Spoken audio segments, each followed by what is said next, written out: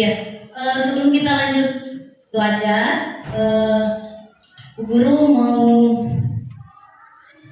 cek dulu kehadirannya. Ada yang tidak hadir hari ini? Ada. Siapa itu? Untuk meningkatkan rasa nasionalisme kita, sebelum kita mulai belajar, kita menyanyikan salah satu lagu wajib nasional. Bu Guru request Satu Nusa Satu Bangsa ya. Oke, saya mau Ayu yang jadi dirjen. Silakan ke depan Ayu. Nyanyi ya. 1, 2, 3, ya. Satu Nusa, satu bangsa, satu bangsa kita. Tanah air pasti jaya untuk selama-lamanya. Perhatian, di Smartboard ini sudah tampil materi kita hari ini adalah berpikir komputasional dan literasi digital. Baik, sebelum kita masuk di materi inti, Bu Guru mau tanya dulu, kalau misalkan kalian terkendala tugas, biasanya kalian mencari di internet lewat apa? Selain Google apa? Meta AI, apalagi? YouTube, boleh, apalagi? Ya, selain YouTube, Google, Meta, ada lagi platform lain yang biasa kalian gunakan? Itu ya, oke baik. Jadi semua alat yang kalian gunakan itu sudah benar sekali ya, sudah cocok.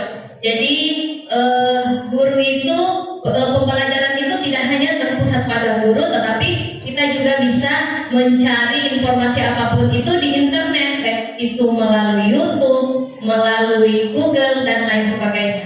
Oke, sebelum kita lanjut, guru mau tanya dulu tentang seputar berpikir komputasional. Menurutnya kalian, ketika guru menyebutkan dua kata majemuk ini, berpikir komputasional, kira-kira apa yang ada di benaknya kalian? Atau begini, guru kasih contoh. Misalkan ruangan ini tertutup semua, terus kalian mau mengambil benda di sini, dan benda itu penting sekali. Bagaimana caranya kalian masuk di ruangan ini sementara terkunci pintu, terkunci jendela? Bagaimana caranya? Coba. Iya, satu di apa? Mengambil, misalkan kalau kuncinya hilang, saya jalan pintas apa yang akan kalian lakukan? Tadi sudah ada yang benar jawabannya. Apa? Didobrak kan? Ada jalan lain? Memanjat lewat mana? Jendela boleh. Terus apa? Iya, dibobol pintu jendelanya atau kaca jendelanya dipecahkan. Nah, itu merupakan contoh dari berpikir komputasional. Jadi menurutnya kalian, kira-kira berpikir komputasional itu apa? Berpikir kritis, benar sekali. Apalagi berpikir bagaimana caranya kita menyelesaikan masalah. Selain itu apa lagi? Kira-kira berpikir logis atau berpikir secara logika, benar. Jadi semua yang kalian sebutkan itu seputar berpikir komputasional itu benar sekali ya. Oke, baik, kita lanjut. Jadi tujuan pembelajaran kita hari ini adalah yang pertama, siswa dapat menjelaskan konsep berpikir komputasional. Tujuan pembelajaran yang pertama ini sudah tercapai ya, setelah guru memberikan gambaran. Yang kedua, siswa dapat mengidentifikasi masalah dan menyusunnya menjadi langkah-langkah sederhana. Yang ketiga, siswa dapat mensimulasikan contoh aktivitas Amplet IPO. Yang keempat, siswa dapat menjelaskan konsep literasi digital. Nah, terkait yang istilah asing ini nanti sebentar kita jelaskan ya. Lanjut lagi. Oke, di sini di layar sudah jelas sekali bahwa apa itu berpikir komputasional. Jadi berpikir komputasional adalah proses pemecahan masalah yang menggunakan konsep-konsep dari ilmu komputer. Terus ini bukan hanya tentang komputer, tetapi cara berpikir sistematis untuk menyelesaikan masalah kompleks dalam kehidupan sehari-hari. Jadi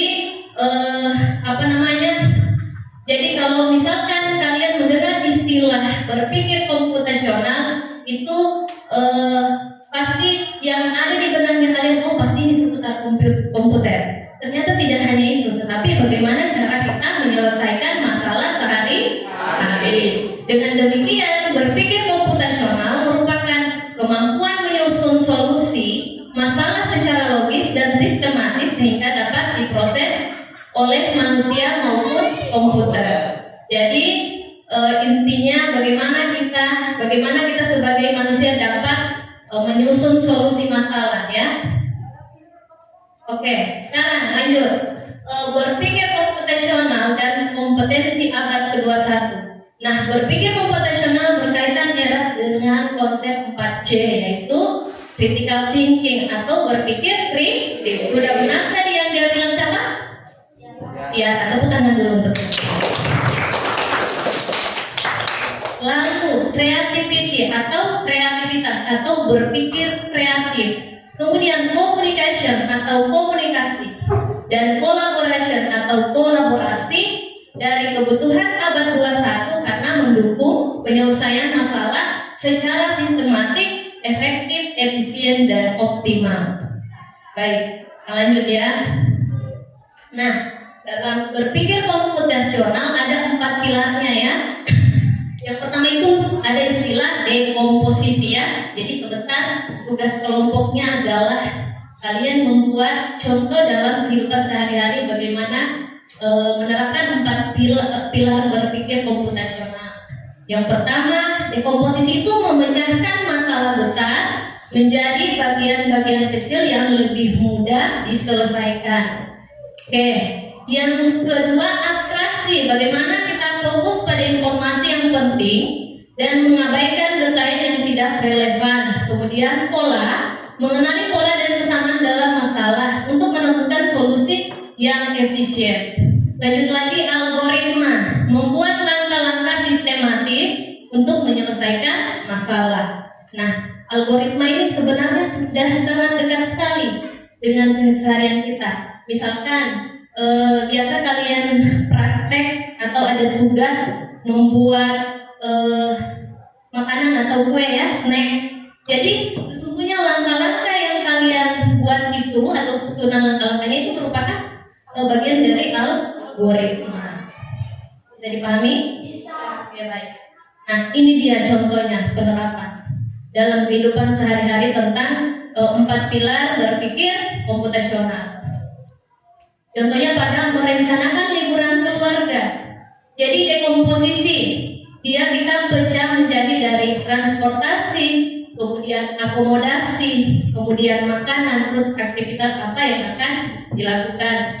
Terus abstraksi, kita hanya fokus pada budget, waktu, terus prevensi keluarga. Kita tidak usah fokus pada hal lain, misalnya berapa sih jumlah keluarga yang akan ikut, tidak usah. Itu di abstraksi. Lalu pola, bagaimana kita mencari harga tiket, terus musim liburan, kemudian kita cari promo hotel yang lebih murah. Lalu algoritma, kita membuat checklist dan timeline persiapan. Misalkan kita mau buat makanan apa, jadi kita buat makanan yang sesungguhnya disukai oleh seluruh keluarga yang ikut. Oke? Mungkin kita speaking dulu ya. Kita lihat kalian kaku. Oke. Berdiri siap. Siap. Jadi kalau guru bilang tepuk sekali, kalau guru bilang pagi, berarti kalian tepuk 1 kali, siang 2 kali. Kalau malam setengah ya, setengah. Jadi pagi 1 kali, siang 2 kali, terus malam setengah.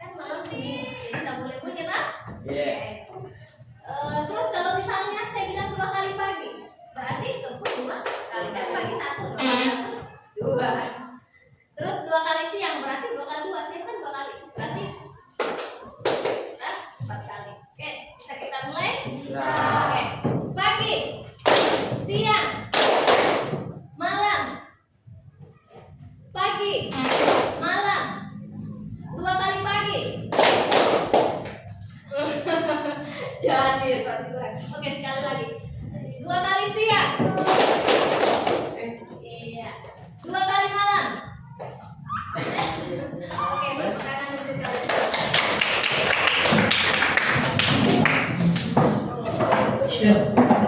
Sudah ya. Jadi berpikir komputasional sudah tuntas. Sekarang kita lanjut di konsep IPO. Jadi tadi di tujuan pembelajaran sudah ada di situ dicantumkan. Pasti kalian belum tahu apa sih sebenarnya itu IPO.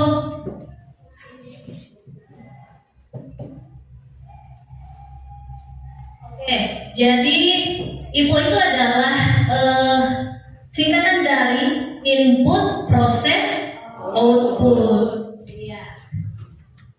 Jadi input itu artinya masukan, proses ya proses, output atau keluaran.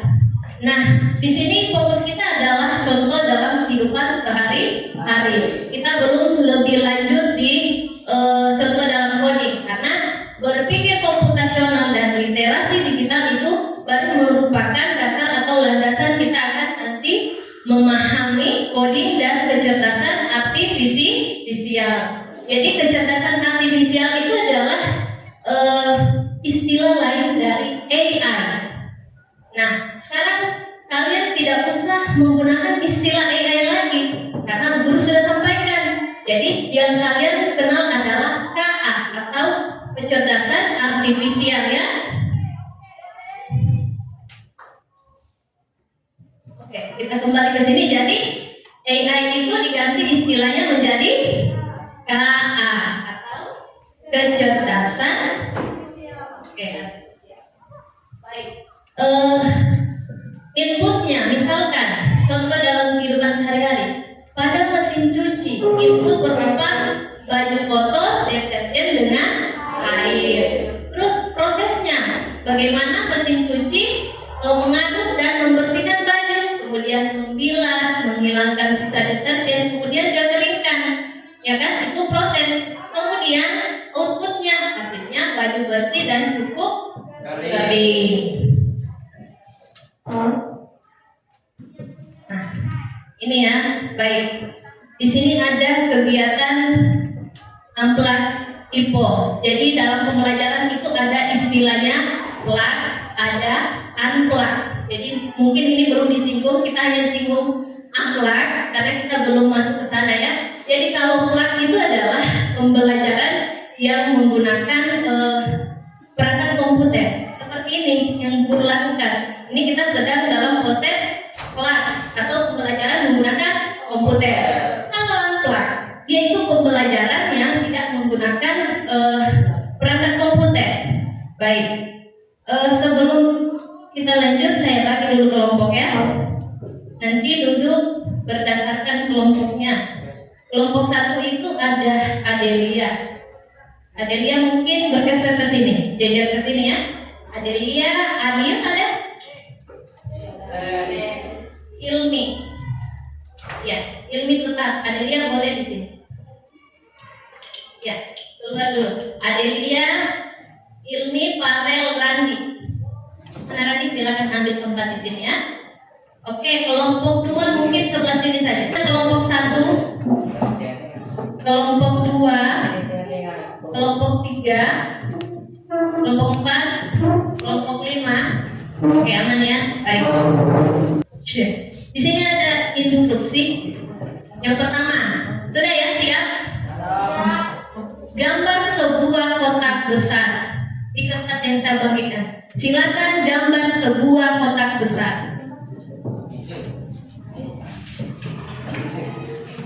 Sudah digambar kotak besarnya? Gambar sekarang. Gambar. Kalau tidak bisa pakai buku saja. Sudah. Ayo cepat. Sudah ada kelompok yang sudah?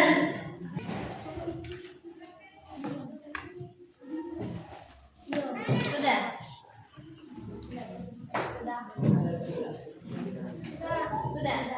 Ya, baik.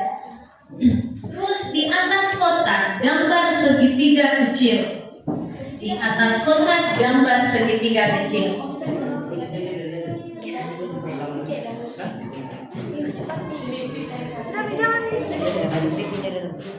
Di atas kotak itu gambar segitiga kecil. Kalau bisa segitiga kecilnya harus balance atau imbang. Jangan di pinggir, nah segitiganya pas di tengah.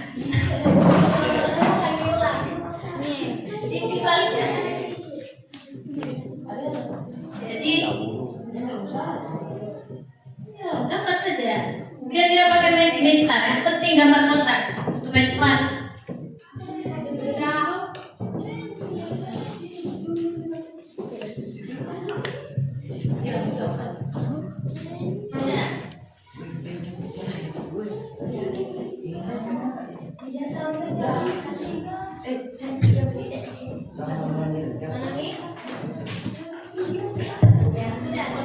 Sekarang gambar segitiga kecil di atas kotak. Jadi posisi segitiga pas di tengah, ya. Segitiga kecil. Sudah.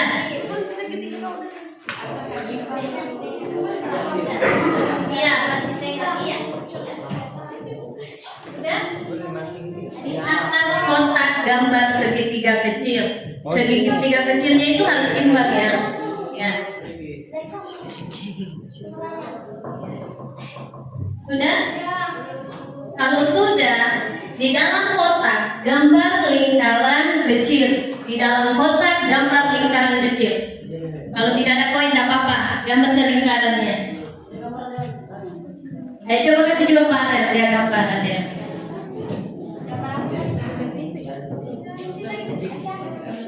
Ada yang sudah? Ya coba saja. Coba tunjukkan teman. Ke depan sih. Lingkaran di mana ya? Di kotak. Bagus kok. Jadi perhatian, ini sudah ada kelompok berapa? Kelompok berapa ini? 3. Jadi instruksi pertama itu gambar sebuah kotak besar, oke. Terus di atas kotak gambar segitiga kecil. Iya. Segitiganya ini kalau bisa jangan menempel di garisnya. Ada spasi ya, jadi bisa dikoreksi ya. Kemudian di dalam kotak gambar lingkaran kecil. Oke, terima kasih. Kelompok berapa? Ya, kelompok 3. Jadi itu dia. Kalau kita salah mengartikan instruksi, bisa-bisa kita salah ya. Kalau instruksinya tidak jelas. Misalnya lingkaran terlalu besar atau segitiga di bawah kotak, padahal perintahnya di atas kotak. Oke, bisa kita lanjut? Lanjut ya. Ya, nanti sebentar dikumpul ya kerjanya. Kita lanjut ke literasi digital. Oke. Ya, seperti yang sudah ada di layar bahwa perhatian semua, halo. Oke. Konsentrasi. Oke. Ya, perhatikan kembali ke depan. Sebentar ya, baru dikumpul. Jadi literasi digital adalah kemampuan menggunakan teknologi digital secara efektif, aman, dan bertanggung jawab. Jadi literasi digital itu berkaitan dengan bagaimana kita menggunakan perangkat digital, kemudian mengevaluasi informasi online, terus berkomunikasi secara digital, terus menjaga keamanan digital. Jadi ini terkait dengan etika kita dalam menggunakan perangkat digital ya, terutama dalam penggunaan media sosial. Lanjut lagi. Jadi komponen literasi digital itu yang pertama adalah keamanan digital. Jadi kita dalam membuat password, baik itu email atau password apapun itu, passwordnya harus kuat sehingga privasi untuk data pribadi. Kemudian kita dapat menghindari penipuan online. Terus backup data penting. Terus evaluasi informasi, cek sumber informasi, bandingkan berbagai sumber, kenali hoax dan misinformasi, kemudian verifikasi fakta. Terus ada kemarin yang lihat pernyataan Sri Mulyani, katanya guru adalah beban negara. Padahal itu kerjanya AI ya. Jadi itu termasuk hoax. Hoax ya, belum tentu kebenarannya. Kemudian etika digital. Bagaimana kita berkomunikasi sopan, menghormati hak cipta, tidak menyebarkan konten negatif, kemudian bertanggung jawab atas postingan kita. Nah, ini sudah jelas sekali ternyata berpikir komputasional dan literasi digital erat kaitannya ya. Jadi berpikir komputasional memberikan cara berpikir sistematis untuk memecahkan masalah digital. Kalau literasi digital memberikan kepada kita keterampilan praktik untuk menggunakan teknologi dengan bijak. Keduanya saling melengkapi untuk menciptakan individu yang kompeten di era digital. Jadi Bu Guru harapkan setelah kalian mempelajari berpikir komputasional dan literasi digital, karena kalian adalah siswa yang pertama yang menerima materi dari Bu Guru, kalian bisa menjadi individu yang kompeten di era digital. Tepuk tangan dulu untuk kalian semua. Baik, karena materinya sudah selesai sesingkat itu, sekarang tugas kelompoknya adalah dalam kelompok buatlah contoh 4 pilar berpikir komputasional yang terjadi dalam kehidupan sehari-hari. Oke, Bu Guru kasih waktu 5 menit, kemudian Bu Guru akan panggil kelompoknya secara acak. Jadi silakan dituliskan jawabannya di kertas yang sudah Bu Guru bagikan. Di kertas yang ada gambar polanya tadi ya, biar di bawahnya saja. Biar sebentar dikumpul satu kali, oke? Oke, 5 menit ya.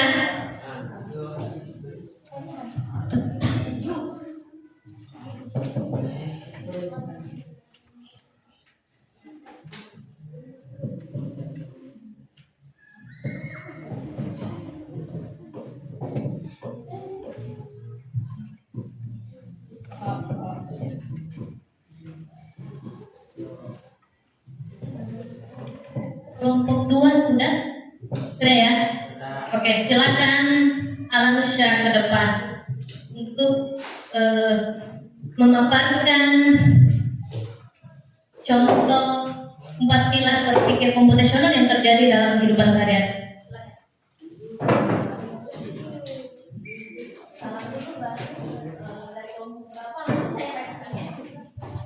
Assalamualaikum warahmatullahi wabarakatuh.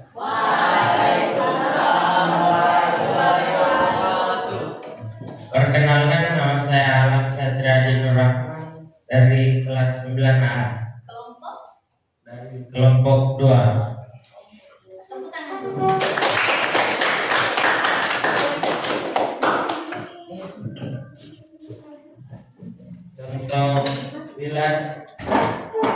Contoh 4 pilar berpikir komputasional adalah: yang pertama, dekomposisi, cari kata per kata di paragraf.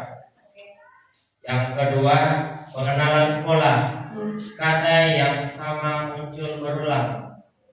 Yang ketiga, abstrak, fokus pada kata kunci yang dicari, abaikan kata lain. Nomor 4, algoritme baca setiap kata satu persatu hingga ketemu kata target. Oke, jadi ini contoh dalam kehidupan sehari-hari tentang apa? Oh, menemukan kata dalam teks. Benar sekali ya, tepuk tangan dulu. Sekarang kelompok terakhir. Kelompok berapa? 4.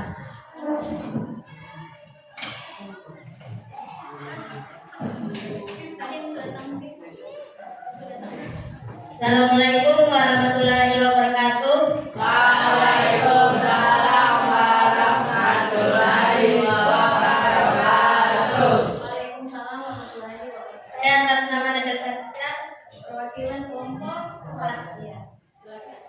cara menghitung total belanja, dekomposisi, hitung harga setiap barang satu persatu, pengenalan pola, semua barang dihitung dengan cara sama, jumlah kali harga, abstraksi, fokus pada nilai harga, abaikan warna atau merek barang, algoritma, jumlah barang kali harga satuan, lalu jumlahkan semua. Oke, tepuk tangan untuk kelompok berapa ini? Ya. Jadi pada dasarnya untuk semua kelompok jawabannya sudah sangat bagus sekali. Tepuk tangan sekali lagi untuk semua kelompok. Jadi dari kerja kelompok yang telah kalian lakukan ini sudah memberikan pemahaman yang cukup dalam mengenai seperti apa 4 pilar berpikir komputasional itu, yang terdiri dari yang pertama tadi itu apa? Dekomposisi, pengenalan pola, abstraksi, dan algoritma. Oke, sebelum kita tutup kita refleksi dulu ya. Nah, perhatikan pertanyaan pertama. Jawabannya secara sukarela ya. Menurutmu apa manfaat berpikir komputasional dalam menyelesaikan masalah sehari-hari? Ya, silakan Adele.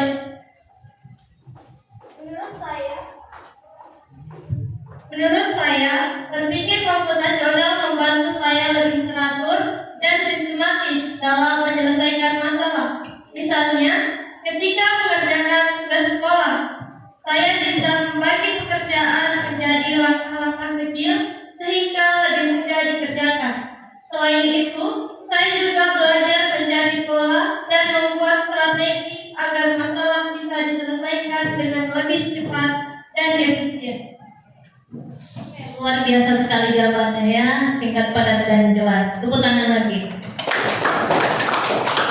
Oke, refleksi yang kedua.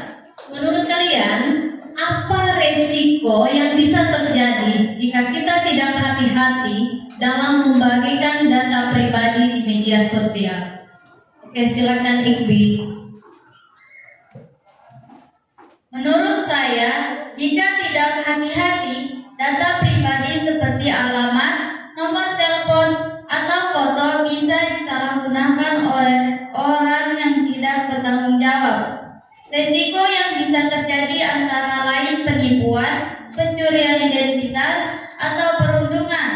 Karena itu, penting untuk menjaga privasi dan tidak sembarangan membagikan informasi pribadi di media sosial. Luar biasa ya, tepuk tangan untuk saudara Iqbi. Jadi misalkan kita dalam biasa kan kita story WA ya, story WA itu biasa kita foto KTP kita. Jadi kita jangan sembarang, kita harus menutup misalkan nicknya, alamatnya, namanya, karena itu bisa disalahgunakan. Nanti kita kena misalkan bisa didaftarkan pinjol, ya, dengan menggunakan data kita. Jadi itu kerugiannya kalau kita tidak hati-hati membagikan data pribadi kita.